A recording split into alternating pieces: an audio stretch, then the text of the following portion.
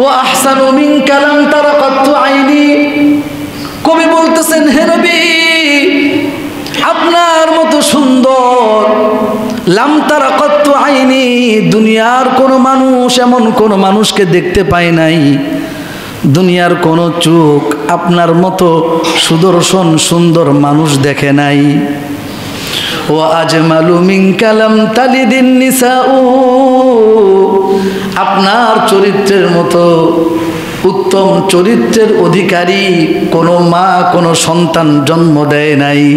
খুলিকতা মুবাররাআম মিন কুল্লি আইবিন কাআন্নাকা ক্বাদ খুলিকতা কামা তাশাউ।